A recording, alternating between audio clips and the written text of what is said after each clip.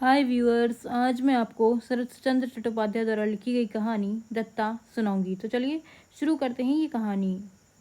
रात दिन तो बजते नहीं, फिर सभी उत्सवों में थोड़ा बहुत हो हल्ला शोर शराबा तो होता ही है। फिर विजया को लक्ष्य करके बोला, सो है अड़चन, अगर कुछ होगी तो होने दीजिए। आप माँ की जाती हैं, संतान के आनंद का अत्याचार उपद्रव आप नहीं सहेंगी तो कौन सहेगा। विजया उसी तरह निरुत्तर हो बैठी। दास व्यंग में सूखी हंसी हंसकर बोला, आपने तो मतलब गांठने के लिए संतान और माँ की उपमा दे डाली। सुनने में बुरी नहीं लगी, लेकिन अगर आप मुसलमान होते और मामा के कानों के पास मुहर्रम शुरू कर देते तो क्या वह उन्हें अच्छा लगता। जो भी हो, हमारे पास बेकार बकवास करने के लिए समय नहीं है। पिताजी ने जो आज्ञा दी है वही होगा। कलकत्ता से यहाँ लाकर मैं व्यर्थी ढोलक मृदंग झालरों से इनके कान बहरे नहीं होने दूंगा, किसी भी तरह नहीं।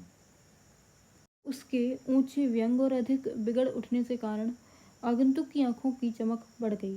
उसने विलास की ओर आंखें उठाकर कहा, मुझे पता नहीं आपके पिता कौन हैं और उन्हें मनाही करने का क्या अधिकार है, लेकिन आपने मुहर्रम की जो उपमा दे डाली, सो अगर कहीं रोशन चौकी ना होकर मुसलमानों के ढोल ताशे होते तो क्या आप उन्हें इस तरह रोक सकते।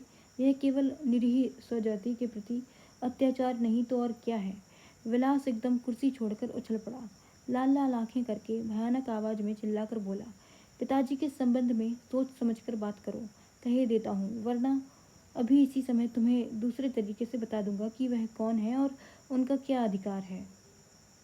आगंतुक ने विलास के मुंह की ओर आश्चर्य से देखा तो, लेकिन उसके चेहरे पर भय की छाया नहीं दिखाई दी विजया के चेहरे पर।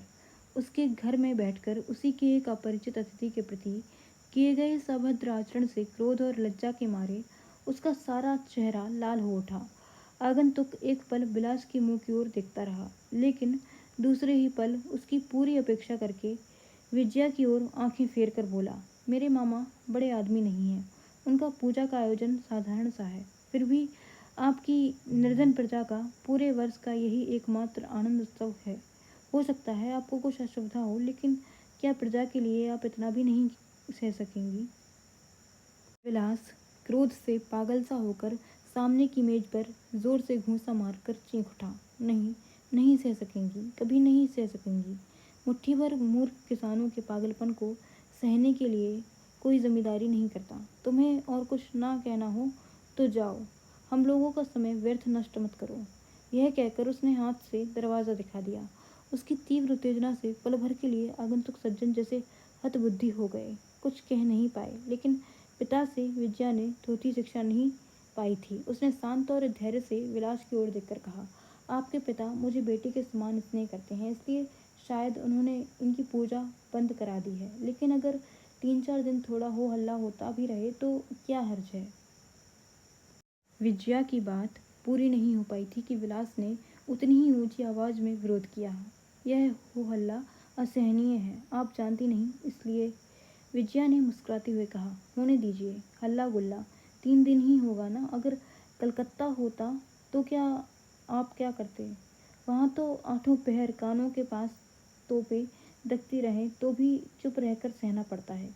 यह कहकर वह आगंतुक युवक की ओर देखकर हंसते हंसते बोली, अपने मामा से कह दीजिए कि वे हर बरस जैसी पूजा करते हैं इस बार भी करें, मुझे रत्ती भर भी आपत्ति नहीं है।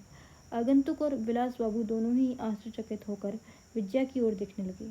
तो अब आप जाइए, कहकर विजया ने हाथ उठाकर साधारण सा नमस्कार कर लिया। अपरिचित सज्जन भी स्वयं को संभाल कर उठ खड़े हुए और नमस्कार और धन्यवाद के बाद विलास से भी नमस्कार करके बाहर चले गए।